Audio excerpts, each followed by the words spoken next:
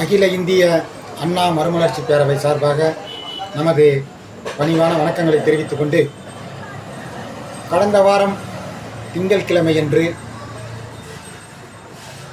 தனியார் பள்ளியிலே பயின்ற மாணவன் தன்னுடைய வீட்டில் தூக்கு மாட்டி இறந்துள்ளார். அவர் இறக்கும் பொழுது அவர் கைப்பட ஒரு கடிதத்தை எழுதி வைத்துள்ளார்.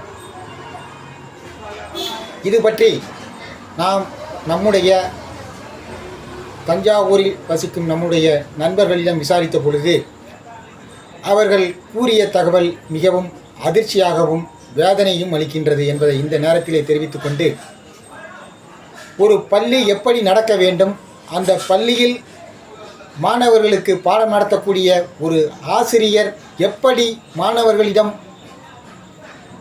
நடந்து கொள்ள வேண்டும் என்பதை பற்றி பல்வேறு உதாரணங்கள் தமிழகம் மட்டுமல்ல உலகம் முழுவதும் நடந்து கொண்டிருக்கிறது. ஆனால் அது போன்றதொரு சம்பவம் தற்பொழுது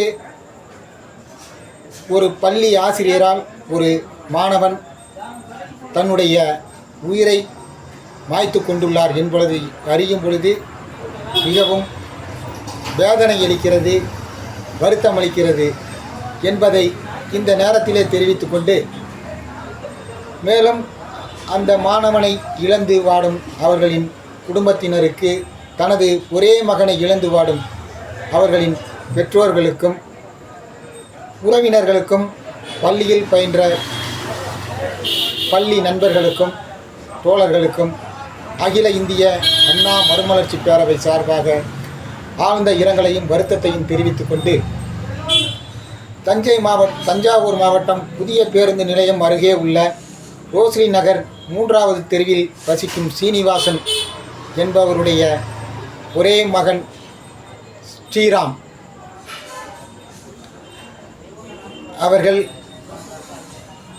தன்னுடைய ஒரே மகனை, நாம் தான் மிகவும் கஷ்டப்படுகின்றோம், தன்னுடைய ஒரே மகனை தனியார் பள்ளியிலே படிக்க வைத்து ஒரு நல்லதொரு நிலைக்கு கொண்டு வருவோம் என்கின்ற நல்ல எண்ணத்திலே புதிய பேருந்து நிலையம் அருகே உள்ள வேலம்மாள் போதி கேம்பஸ் பள்ளியில் 11ஆம் வகுப்பு சேர்த்துள்ளார். தன்னுடைய சிரமமான வாழ்க்கைக்கு இடையூறுகள் இருந்தாலும் அதையெல்லாம் கவலைப்படாமல் தன்னுடைய ஒரே மகனுக்கு கல்வியை கொடுத்து அந்த மகனை ஒரு நல்லதொரு நிலையிலே கொண்டு வரலாம் என்கின்ற நல்ல எண்ணத்திலே தான் அவர் வேலம்மாள் போதி கேம்பஸ் பள்ளியில் 11ஆம் வகுப்பு சேர்த்துள்ளார். அந்த பள்ளியிலே படித்து கொண்டிருக்கும் பொழுது கடந்த திங்கட்கிழமையன்று பள்ளிக்கு செல்வதற்கு முன்பு தன்னுடைய வீட்டில் அவருடைய கைப்பட ஒரு கடிதத்தை எழுதி வைத்த ஸ்ரீராம் அவர்கள் தூக்கு மாட்டி இறந்துள்ளார். மேலும் அந்த கடிதத்தில் அவருடன் படிக்கும் ஒரு பெண், அதாவது மாணவி, யதார்த்தமாக நட்பாக பழகி பேசியுள்ளார். இதனை அறிந்த அங்கே ஆசிரியராக பணியாற்றும் சிம்காஸ் அவர்கள் இருவரையும் அழைத்து மிகவும் அருவருக்கத்தக்க, அதாவது கெட்ட வார்த்தைகளால் பேசி பள்ளியின் முன் சக மாணவர்கள் முன்னிலையில் பேசியுள்ளார். இதனால் மனவேதனையடைந்த அன்பு சகோதரர் ஸ்ரீராம் அவர்கள் ஒரு கடிதத்தை எழுதி வைத்து, அந்த கடிதத்தில் என்னுடைய இறப்பிற்கு முழு காரணம் ஆசிரியர் சிம்காஸ் தான் என எழுதி வைத்து தன்னுடைய உயிரை மாய்த்து கொண்டுள்ளார் என்பதை எண்ணும் பொழுது மிகவும் வேதனை அளிக்கின்றது என்பதை இந்த நேரத்திலே தெரிவித்துக் கொண்டு, அந்த பள்ளி நிர்வாகம் தரப்பில் இது பற்றி கேட்ட பொழுது எந்த ஒரு முழு ஒத்துழைப்பும், அது சம்பந்தமாக எந்த ஒரு பதிலும் அந்த பெற்றோர்களுக்கும் உறவினர்களுக்கும் பள்ளி நிர்வாக தரப்பிலிருந்து எந்த ஒரு மன்னிப்போ அல்லது எந்த ஒரு இரங்கலையோ பள்ளி நிர்வாகத்திலிருந்து தெரிவிக்கவில்லை. இதனால் ஆத்திரமடைந்த அவர்களுடைய உறவினர்களும் நண்பர்களும் பள்ளியை முற்றுகையிட்டனர்.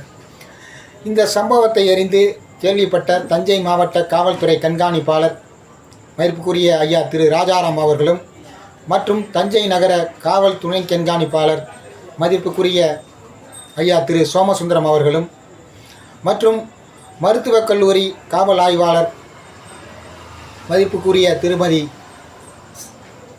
சந்திரா அவர்களும் உடனடியாக சம்பவ இடத்திற்கு வந்து உறவினர்களை அழைத்து பேச்சுவார்த்தை நடத்தியுள்ளனர். ஆனால் பள்ளி நிர்வாகம் தரப்பிலிருந்து இரவு வரை எந்த ஒரு ஒத்துழைப்பும் எந்த ஒரு தகவலும் தெரிவிக்காமல் இருந்துள்ளனர். இதனையடுத்து காவல்துறையினரின் முன்முயற்சி மட்டுமே அவர்கள் எடுத்த முன்முயற்சி மட்டுமே இறுதி வரை நடந்து கொண்டே இருந்தது. ஆனால் இதை பற்றியெல்லாம் கவலைப்படாத பள்ளி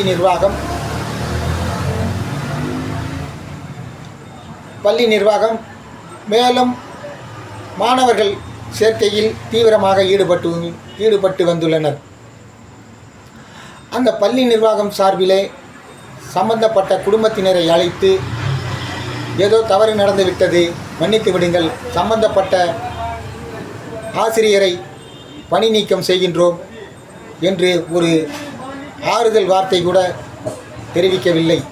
மேலும் சம்பந்தப்பட்ட பள்ளி மாணவர் அவர் எங்கள் பள்ளியில் நீங்கள் சேர்த்துள்ளீர்கள், அந்த பையனையும் எங்கள் குடும்பத்தில் எங்கள் குழந்தையாகவே நாங்கள் எண்ணி கருதி பயிற்றுவிக்கின்றோம் என்று ஒரு சிறு ஆறுதல் வார்த்தை கூட சொல்லாதனால் உறவினர்கள் போராட்டம் மேலும் தீவிரமடைந்துள்ளதை அடுத்து சம்பந்தப்பட்ட நிர்வாகத்திடம் காவல்துறையினர் பெற்றோர்களுக்கு பாதிக்கப்பட்ட மாணவர்களின் பெற்றோர்களுக்கு ஆதரவாக நின்று கலந்து பேசி அவர்களிடம் உரிய முறையில் தெளிவாக எடுத்துரைத்த பிறகு பள்ளி நிர்வாகம் தரப்பில் ஒரு 15 லட்சம் ரூபாய் இழப்பீடாக தந்துள்ளனர்